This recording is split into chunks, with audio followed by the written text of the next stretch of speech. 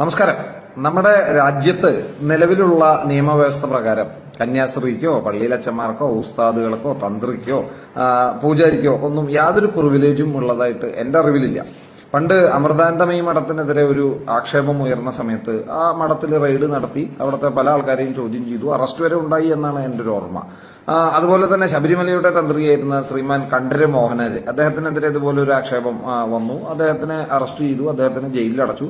ഇവിടെ ആരും മറ്റേ തെരുവിലിറങ്ങി പ്രതിഷേധിക്കാനോ ജയിൽ വിളിക്കാനോ പ്രതിനിധി സംഘത്തെ അയക്കാനോ ഒന്നും നിന്നില്ല.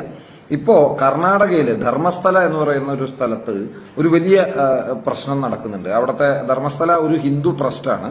നമുക്ക് എല്ലാവർക്കും അറിയാം, ധർമ്മസ്ഥലയിൽ ഒരുപാട് പേര് പോയിട്ടുണ്ടാവും. വലിയൊരു അമ്പലവുമാണ്, അതിനോടനുബന്ധിച്ച് വലിയൊരു ട്രസ്റ്റുമാണ്.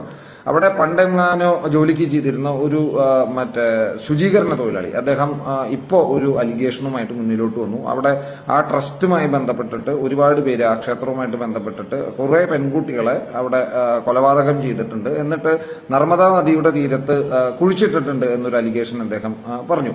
ഒരു ശുചീകരണ തൊഴിലാളി. പക്ഷെ കർണാടക സർക്കാർ, അവിടെ കോൺഗ്രസ് ആണ് ഭരിക്കുന്നത്, കർണാടക സർക്കാർ DGP തലത്തിലുള്ള ആൾക്കാരെ കൂടെ ഉൾപ്പെടുത്തിയിട്ട് വലിയ ഒരു പ്രത്യേക അന്വേഷണ സംഘത്തെ രൂപീകരിക്കുകയും ആ അന്വേഷണമായിട്ട് മുന്നിലോട്ട് പോവുകയും ചെയ്യുന്നുണ്ട്. ഇന്നലെയും നർമ്മദാ നദിയുടെ തീരത്ത് ഈ ചങ്ങാതി കാണിച്ചു കൊടുത്ത സ്ഥലത്ത് 5 സ്ഥലത്ത് ഡിഗ് ചെയ്തിട്ട് എവിടെയും ഒരു അവശിഷ്ടവും കിട്ടിയിട്ടില്ല. But still it's going on.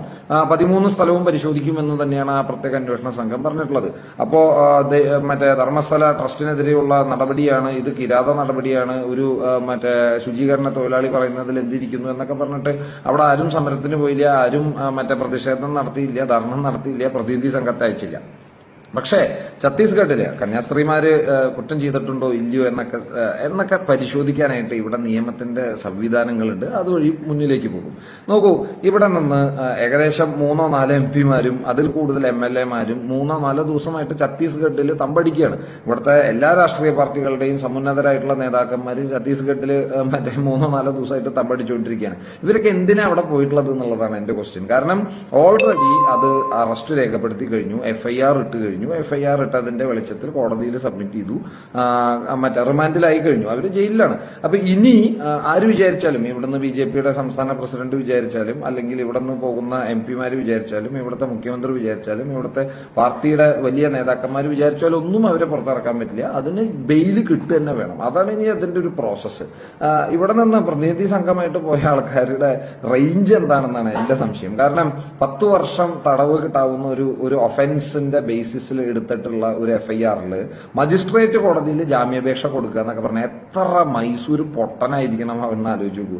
അപ്പൊ ഇത് വെറും രാഷ്ട്രീയ ഗിമ്മിക്കാണ്. പിന്നെ മലയാളികളെ മറ്റേ അന്യായമായിട്ട് അറസ്റ്റ് ചെയ്യുന്നതിലുള്ള വിഷമമാണ് ഇവരൊക്കെ പ്രകടിപ്പിക്കുന്നത് എങ്കിൽ ഇന്ത്യ മഹാരാജ്യത്തെ എന്നും പല സ്ഥലങ്ങളിലും ഏതെങ്കിലുമൊക്കെ മലയാളിനെ അറസ്റ്റ് ചെയ്യുന്നുണ്ട്, അന്യായമായിട്ടോ ന്യായമായിട്ടോ. അവിടെ ഒന്നും ഇവരാരും പോകുന്നില്ല, അല്ലെങ്കിൽ പ്രതിനിധി സംഘത്തെ അയക്കുന്നില്ല. അപ്പോ ഇത് ഇനി ബെയിൽ കിട്ടണമെന്നുണ്ടെങ്കിൽ ഡെഫിനറ്റ് ആയിട്ടും അത് ഏത് കോടതിയിലാണ് സബ്മിറ്റ് ചെയ്യേണ്ടത് എങ്കിൽ ആ കോടതിയിൽ സബ്മിറ്റ് ചെയ്ത് ബെയിൽ ആപ്ലിക്കേഷൻ കൊടുത്ത് ബെയിലിനായിട്ട് വെയിറ്റ് ചെയ്യല്ലാതെ വേറെ ഓപ്ഷൻ ഇല്ല.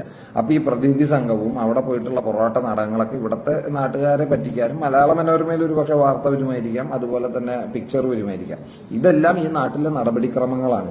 അത് ഒരാൾക്ക് വേണ്ടി മാറ്റാനോ, അല്ലെങ്കിൽ ഒരു സഭ എന്ന് പറയുന്നത് വലിയൊരു സംവിധാനമാണ്, ഇന്ത്യയിൽ മാത്രമല്ല ലോകത്ത് മുഴുവനുള്ളത്. അപ്പൊ ഈ സഭയ്ക്ക് അതൊക്കെ കൈകാര്യം ചെയ്യാനുള്ള കപ്പാസിറ്റി ഉണ്ട്. പൊളിറ്റിക്കലി അതിൽ ഇടപെടേണ്ട കാര്യമില്ല. സഭ വക്കീലന്മാരെ വെച്ചോളും, അന്വേഷിച്ചോളും, അതിന് വേണ്ടതായിട്ടുള്ള കാര്യങ്ങൾ ചെയ്തോളും. അപ്പോൾ അതിന്റെ ഇടയിൽ വെറുതെ സ്പേസ് ഉണ്ടാക്കി കുത്തിക്കയറ്റി പൊളിറ്റിക്കൽ ഗെയിൻ ഉണ്ടാക്കാൻ ശ്രമിക്കുന്നവരെയാണ് നമ്മൾ തിരിച്ചറിയേണ്ടത്. അപ്പോൾ കന്യാസ്ത്രീമാര് ഛത്തീസ്ഗഡ് ഗവൺമെന്റ് എന്ന് പറയുന്നത് കേരളത്തിലെ ആൾക്കാർ വോട്ട് ചെയ്ത് ജയിപ്പിച്ചിട്ടുള്ളതല്ല. അപ്പൊ അതുകൊണ്ട് തന്നെ അവിടുത്തെ ജനങ്ങളുടെ പരാതിയും അവിടുത്തെ ജനങ്ങളുടെ വികാരവും കണക്കിലെടുത്ത് മാത്രമേ അവര് പെരുമാറുള്ളൂ. അപ്പൊ ഇവിടെ 4 ജയ് വിളിച്ചതുകൊണ്ടോ പ്രതിഷേധ പ്രകടനം നടത്തിയോണ്ടോ ചൂട്ട് കത്തിച്ചുകൊണ്ടോ മലയാള മനോരമയില് വാർത്ത വന്നുകൊണ്ടൊന്നും ഛത്തീസ്ഗഡ് സർക്കാരിന്റെ നിലപാടിൽ മാറ്റം ഉണ്ടാവാൻ പോകുന്നില്ല. അപ്പോൾ അത് നിയമത്തിന്റെ വഴിക്കാണ് പോകേണ്ടത്. ആ വഴിക്ക് പോയിട്ട് ഈ കാര്യങ്ങൾ ചെയ്യാനാണ് ശ്രമിക്കേണ്ടത്. അല്ലാതെ നടത്തുന്ന ഈ പറയുന്ന പ്രതിനിധി സംഘ പരിപാടിയൊക്കെ വെറുതെ ആൾക്കാരുടെ കണ്ണിൽ പൊടിയിടാൻ വേണ്ടി മാത്രമാണ് എന്ന് പറഞ്ഞുകൊണ്ട് നിർത്തുന്നു. നന്ദി, നമസ്കാരം.